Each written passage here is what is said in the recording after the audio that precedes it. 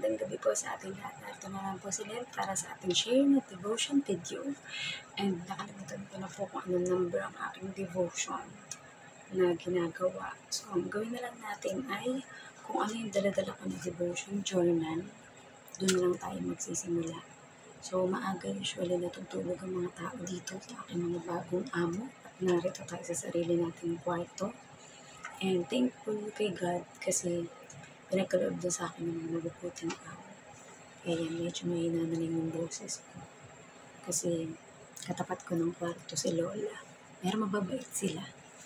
As in, wala akong masabi kundi thank you Lord dahil meron akong mga amo na kagaya nila.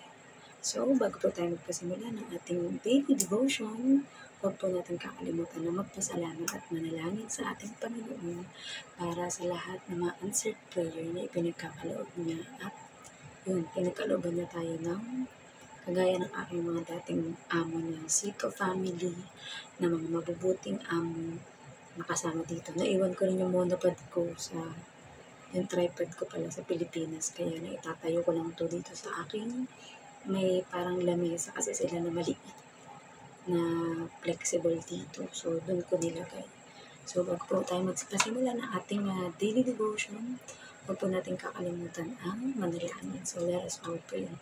Ama namin Diyos na makapangyarihan sa lahat na ito po kami Panginoon at nagpapasalamat sa inyo. Salamat po sa lahat ng mga answered prayer, Panginoon, na ipinagkaloob niyo sa amin, lalo sa akin, Panginoon, na ibinigay ninyo ang mabubuting mga amo at talagang ang turing sa akin ng isang pamilya. Dalangin ko po, Panginoon, na laging maging maayos ang aming samahan, Panginoon. Kayo ang mataas at laging mailuklok sa inyong kaharian, Panginoon, sa pamamagitan ng aming mga ginagawa, Panginoon. Tunay na hindi namin magagawa ang lahat ng ito kung wala kayo sa amin, Panginoon. Salamat sa buhay, kalakasan at hininga, Panginoon, at sa hindi matatawarang mga pagpapala, Panginoon, na ibinibigay niyo sa amin ng siksik, digdig at umaapaw. Dalangin ko na mas lalo ito kami pagpapalain, Panginoon, sa pamamagitan ng mga amo kong ito, Panginoon, ng aking trabaho, Panginoon, at sa bagong buhay at bagong pakikisama na aking tabahakin, Panginoon. Pinadalangin ko rin po, Panginoon, ang gagawing pagbubulig-bulay ng inyong mga salita nito, Panginoon, na hindi po ako ang maitaas, Panginoon, kundi kayo at inyong mga salita, Panginoon.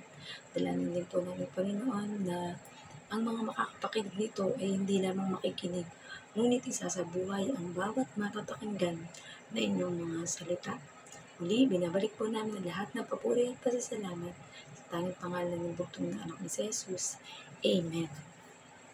So, dumako po tayo sa Lucas 21:37. Ito ang sinasabi.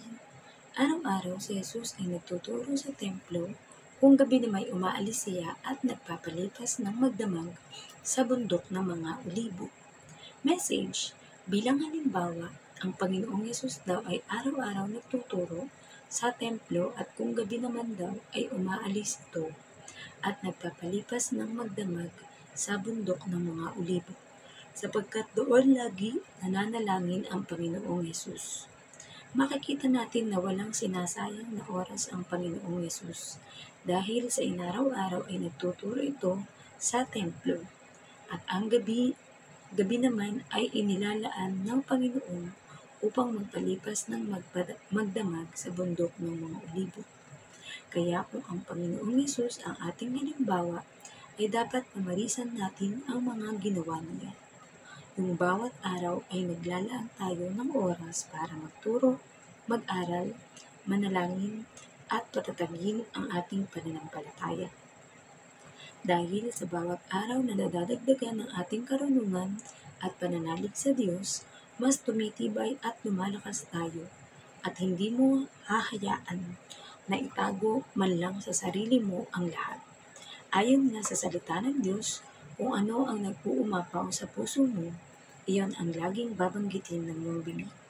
Kaya pagpuno ka ng mabuting balita at pag-ibig ng Diyos, hindi mo mapipigil na ipagsabi ito. So, purihin ang Diyos sa pagkabasa ng kanyang banal na salita. So, di ba kung ating uunawain at iintindihin na ang ating Panginoong Yesus, siya yung pinaka-best example ng pagiging mapanalangin. talagang kung pagdating sa prayer, ang ating Panginoon Yesus na yung pinaka-the best. Siya yung nagturo sa kanyang mga alagad, kung paano ang tamang pananalangin, kasi meron silang umiiral noon na panalangin na parang paulit-ulit lamang. Yung mga tinuro ng mga Pariseo, ng mga relihiyoso sa kanila, di ba? Pero, ang Panginoong Yesus ay isa talagang good example. So sabi nga, dapat tayo din ay maging good example kung gaano kabuti ang ating Panginoon. At makita sa atin na hindi lamang natin itinatago kung ano yung mga pinagkaloob sa atin ng ating Panginoong Diyos. Yun nga, isa sa dapat ko pagpasalamat sa Panginoon dahil nung umuwi ako ng Pilipinas, di ba? Syempre, maraming mga kapamilya ko, lalo mga anak ko, na natakot. Paano na yan, ma? Wala ka ng trabaho. Wala na tayong pagkakakitaan, di ba? Pero ang nasabi ko na is God is good and God knows what is best for us. Kaya ayun, awa ni Lord, yung mga ginawa nating pagtitinda ng sushi, ng mga dynamite, ng mga cheese stick, nag-ukay-ukay, nagtinda ng uling, di ba? Ay naging paraan at makikita natin na talagang tunay na hindi tayo pinabayaan ng Diyos kailanman, di ba? So, ayan, tapos pagdating ko dito, di ba, expected ko, mga 3 buwan pa ako mag-iintay sa Pilipinas. Pero yung pala, 2 buwan lang, di ba? So, mas napabilis dahil talagang kailangan na ako ng mga amo ko. And ang nakakatuwa lang is, may 1 buwan din at kalahati silang walang katulong. Kaya ang nangyari is, nung dumating ako, talagang sobrang thankful sila. Naawa nga ako sa kanila kasi mukhang pagod na pagod sila. So, ayun, nung dumating ako at saktong birthday pa ng nanay ng amo kong lalaki, nakasama namin dito sa bahay, ay sobrang nagpapasalamat din sila sa Lord kasi nga dumating na ako, di ba? Yung kumbaga, after so long, ng paghihintay nila sa akin, finally, dumating na din ako. So, yun lang masasabi ko na talagang sobrang thank you Lord dahil sa Kanya siya talaga yung nag-a-arrange ng lahat ng bagay para sa ikabubuti natin. So, kapag naranasan mo na at nakita mo kung gaano kabuti ang ating Panginoon, di ba? Hindi mo mapipigilan na ipagsabi ito sa lahat or sa lahat ng mga makakausap o makikilala mo. Kaya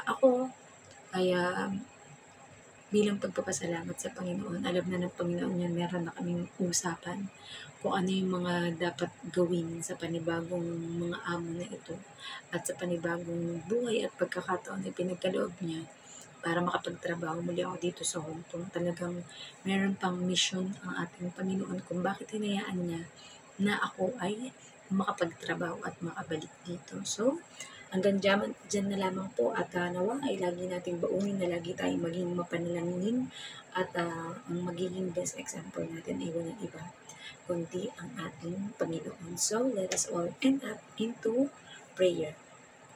Ama namin Diyos na makapangyarihan sa muli, nagpapasalamat po kami sa inyong mayamang mga salita naming napag-aralan ngayon, Panginoon. Dalangin po namin, Panginoon, na mas lalo pa, Panginoon, na pagyabungin mo ang aming pagnanais, Panginoon, na maging madasalin at mapanalanginin sa inyo, Panginoon, sapagkat yun ang ninanais nyo sa amin, Panginoon. Kagaya na inyong bugtong na anak na si Jesus na matapos sa mga pagtuturo at pagiging abala sa isang buong araw, Panginoon, ay naglalaan talaga siya ng oras upang manalangin sa inyo sa bundok ng Olibo, Panginoon. At doon ay pinagpapasalamat niya ang lahat ng mga nangyari o natupad ng mga misyon na ipinagagawa niyo sa Kanya, Panginoon. At ganyan po kami, Panginoon. Nagpapasalamat, Panginoon, sa buhay at kalakasan. At dalangin po namin, Panginoon, na sino man may mga problemang pinansyal, Panginoon, ay kayo na po ang nakakaalam at siyang magbibigay sa bawat isa, Panginoon, ng ayon sa pangangailangan namin, Panginoon. Sino man naman nagpapagawa ng bahay, ng simbahan, Panginoon, o ng negosyo na negosyo o sa trabaho nila, Panginoon, at ano pa mga pinagkakakitaan. Panginoon, alam po namin na kayo ang magsiset ng lahat ng mabuting bagay para sa mga nagtitiwala sa inyo, Panginoon. At dalangin po namin, Panginoon, na lahat na may mga sakit at karamdaman ay gagaling, Panginoon, at whether it's physical, emotional, spiritual, Panginoon, ay kayo po ang nakababatid, Panginoon. Wala po kaming kakayahan kung sa amin lamang kami magbabase, Panginoon. Ngunit kapag sa inyo po kami mananalig, Panginoon, at hihingi ng patnubay ng kapangyarihan at ng gabay, Panginoon, ay magiging maayos ang lahat ng bagay, Panginoon. Ayun din po, dalangin namin ang aming pakikisalamuha sa aming kapwa, Panginoon, na lagi ito'y maging maayos at kalugod-lugod sa inyong harapan, Panginoon, na masunod namin ang inyong kalooban, Panginoon. Dahil tunay nga na kayo lamang, Panginoon, ang Diyos na dapat naming sambahin, ang Diyos na dapat naming paglingkuran, Panginoon. Anumang mga talino, Panginoon, na meron ng bawat isa sa amin, Panginoon, wisdom, Panginoon, ay alam namin na nagmumula sa inyo, Panginoon. Anumang lakas, anumang talento, Panginoon, at anumang oras na mayroon kami, Panginoon, ito ay utang namin sa inyo, Panginoon. Kaya marapat na gamitin namin ayon sa inyong kaluwalhatian, Panginoon. Ganyan din po, Panginoon, dinadalangin namin ang mga pastors, mga pari, Panginoon, mga evangelists, mga prophets, Panginoon, kahit ang mga simpleng manggagawa, Panginoon, or workers ng mga simbahan, Panginoon, na handang ialay ang kanilang oras, talento, Panginoon, at treasure, Panginoon, para sa inyo. Kaya dalangin po namin, Panginoon, na matugunan nawa ang lahat ng mga pangangailangan ng pamilya nila, Panginoon, ng mga anak, Panginoon, at ng mga kapamilya, Panginoon, na nangangailangan ng tulong, Panginoon. Dalangin namin ang kapayapaan sa buong mundo. Ang bawat mga bansa, Panginoon, ay magkakaroon ng kapayapaan, lalo ang aming bansa, ang Pilipinas, Panginoon. Magkakaroon ng pag-unlad at pag-asenso, Panginoon. Kung magtutulungan, magkakaunawan at mas marami ang mga magiging disciple or disipulo ninyo, Panginoon. Hayaan niyo po, Panginoon, na maabot kahit ang mga liblib na mga lugar, Panginoon, na kailangan makapakinig, Panginoon, na inyong mabuting balita, Panginoon. At dalangin din po namin, Panginoon, ang lahat ng mga kalamidad, Panginoon, na mangyayari, Panginoon, ay alam namin na hindi kami mapipinsala at kami protektado, Panginoon, sapagat kayo ang Diyos na aming pinaglilingkuran. Ano pa man po, Panginoon, ang mga panalangin na aming nakalimutan, Panginoon, ay itinataas namin sa inyo, Panginoon. Tunay na alam po namin na kayo ang tagapagpaganap, Panginoon. Kami man ang nagpaplano sa mga bagay na ito, Panginoon. Ngunit tanging ang kalooban niyo lamang ang masusunod at mangyayari sa amin. Muli, tinataas namin ang aming panalangin na ito sa matamis na pangalan ng inyong butong na anak na si Jesus. Amen. Good night po sa ating lahat and God bless. Bye-bye.